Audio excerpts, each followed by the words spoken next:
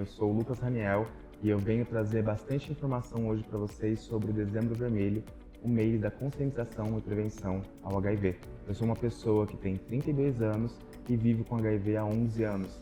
E há 8 anos comunico nas redes sociais um pouco da minha vivência e um pouco sobre ciência, sobre vivências com HIV, e recebo também diversas mensagens de pessoas que vivem com HIV para a gente poder ter uma construção mais amorosa e afetuosa sobre esse assunto.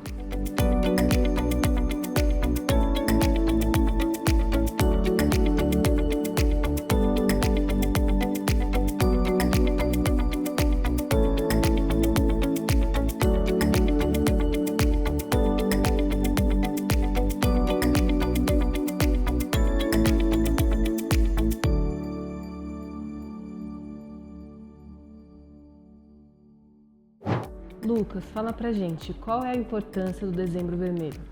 Dezembro Vermelho é um mês conhecido mundialmente para falar sobre prevenção ao HIV, né? Dia 1º de dezembro é o Dia Mundial da AIDS.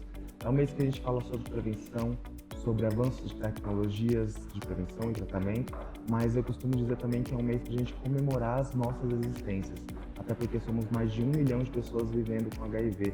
E eu acho que está na hora da gente começar a mostrar as nossas existências e mostrar que a ciência avançou bastante e que hoje quem vive com HIV está em tratamento, se torna indetectável, tem zero risco de transmissão. Então as coisas avançaram muito. O que a gente precisa avançar agora é na comunicação para que a gente tenha mais orgulho das nossas existências mesmo com HIV.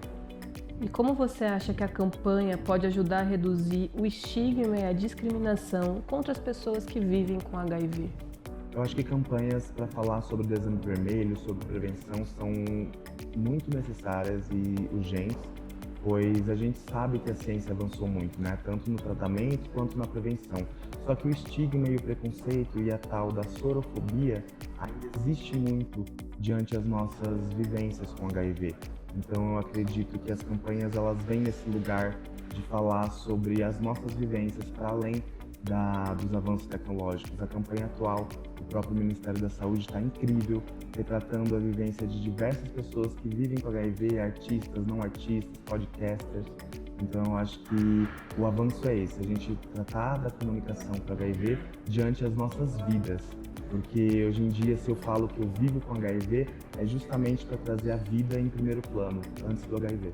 E qual você acha que são as principais dificuldades que as pessoas com HIV enfrentam aqui no Brasil, principalmente em relação ao acesso à saúde e outros serviços essenciais? E quando a gente fala do HIV para a população como um todo, a população que vive com HIV, são diversos recortes, né? Tem recortes raciais, tem recortes socioeconômicos, e muitas vezes essas pessoas não conseguem ter um acesso pleno para a saúde.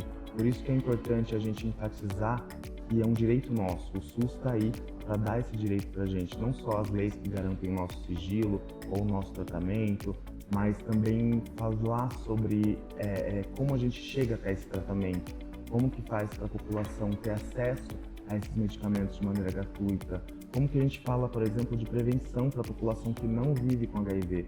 A gente vê a cidade de São Paulo como um grande exemplo no país inteiro na questão de tratamento e de prevenção, né? A gente teve um aumento gigantesco de usuários de PrEP aqui na cidade de São Paulo, mas, nacionalmente falando, ainda morrem cerca de 11 mil pessoas em decorrência da AIDS. E aí, quando a gente faz esse recorte dessas mortes, são pessoas pretas, periféricas, que não conseguem acessar essas profilaxias e essas tecnologias, tanto de prevenção quanto de tratamento. Então, acho que é importante a gente também falar que o HIV tem recortes sociais, recortes estruturais, raciais. Então, eu falo de um lugar de muito privilégio por ser um homem branco, por mais que eu seja gay, e a história do HIV perpassa o universo da comunidade LGBTQIA+, mas através de dados a gente viu que tudo mudou, né? Tanto que a população que mais se infecta com HIV desde 2015 é a população heterossexual. Então a gente, como comunidade LGBTQIA+, se fortaleceu, a gente aprendeu sobre o assunto e a gente hoje sabe se prevenir, sabe remediar também caso descubra. Eu acho que o mais importante é que a gente sabe se acolher também. Então, acho que é basicamente isso, sabe? Falar de HIV, existem diversas camadas, não dá para falar tudo numa caixinha só, porque cada vivência é uma vivência específica. E como você descobriu que tinha HIV?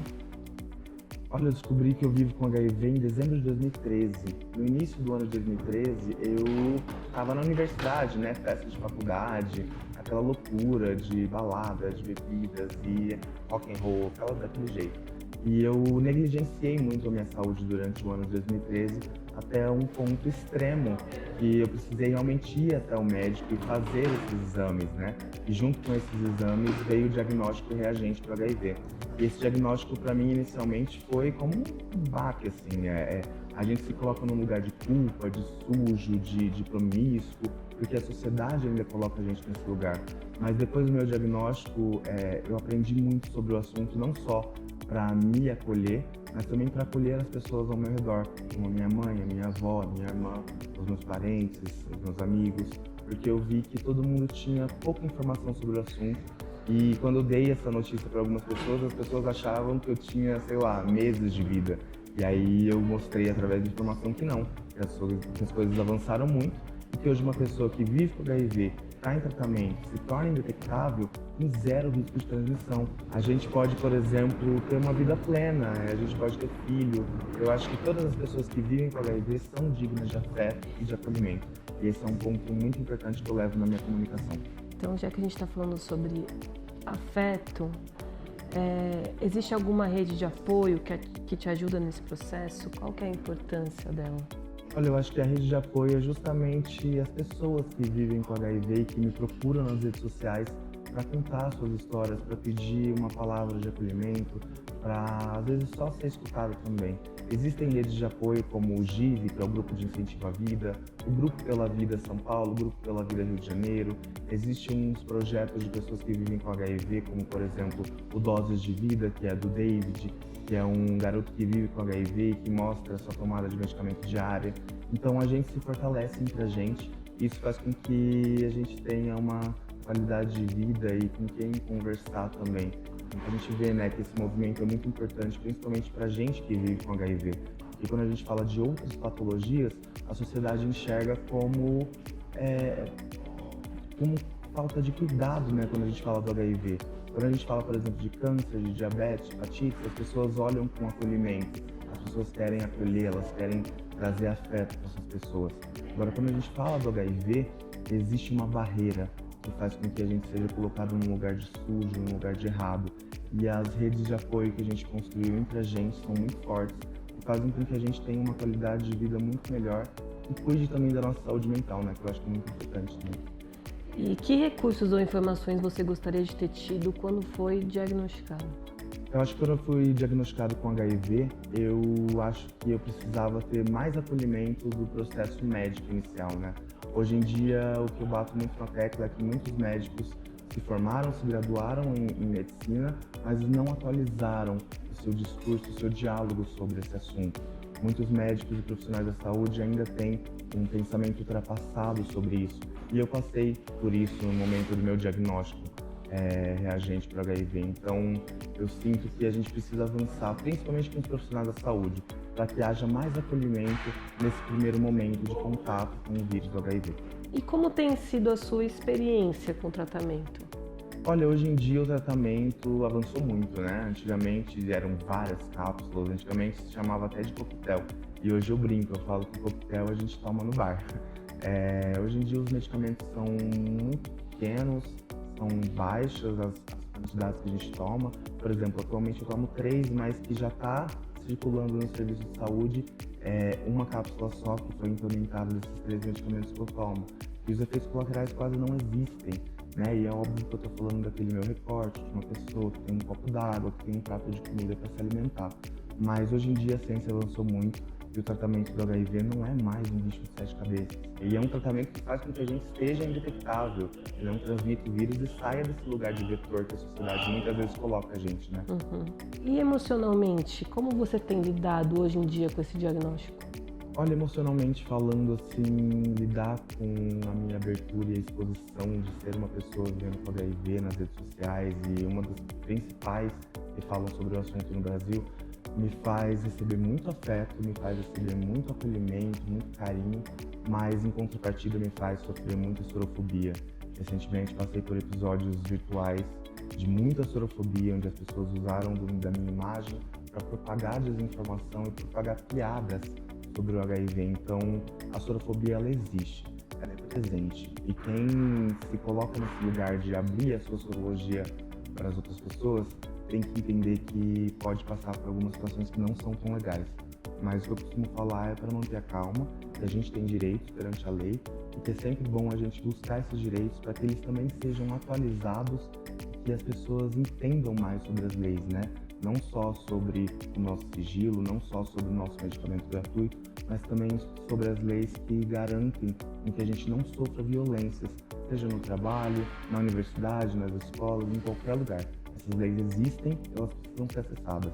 E pensando nisso, quais políticas públicas você acha que ainda faltam a serem feitas para pessoas que vivem com HIV? Eu acredito que não seria nenhuma política pública, porque a gente já tem muita coisa, né, garantida. Eu acho que seria mais uma intervenção de comunicação mesmo. A gente precisa repensar em como a gente comunica isso, principalmente a mídia, que ainda retrata o HIV como algo muito distante da realidade atual e muitas vezes colocam pessoas que vivem com HIV num lugar de culpabilização, como a gente vê notícias, por exemplo, que aconteceram recentemente em decorrência aos transplantes de órgãos, ou então notícias que a gente vê, por exemplo, de algum enfermeiro que teve uma conduta não tão legal dentro do hospital, mas que colocam o HIV como primeiro plano, e isso só estigmatiza as nossas vivências, isso só atrapalha o trabalho de quem está aqui, tentando reduzir o estigma e o preconceito perante as nossas vivências. Então, eu acho que não seria nenhuma política pública, seria mesmo uma reestruturação da comunicação nacional sobre o assunto. Bom, o recado final que eu deixo para vocês é que caso você esteja assistindo esse vídeo, você viva com HIV ou você descobrir que vive com HIV, calma, fica tranquilo, tudo vai ficar bem. Eu tô aqui, você pode me procurar nas redes sociais, que é @lucasraniel_. Mas, como eu falei aqui nesse vídeo, muitas coisas avançaram e viver com HIV hoje em dia não é mais um bicho de 7 cabeças. Então mantenha calma, procure saber informações reais, concretas e com ciência, né? Porque a ciência também garante todo esse conhecimento. E mantenha calma, eu acho que não tem muito segredo. Não estou aqui para romantizar o HIV, mas estou aqui para naturalizar as nossas vivências com HIV. Demorou?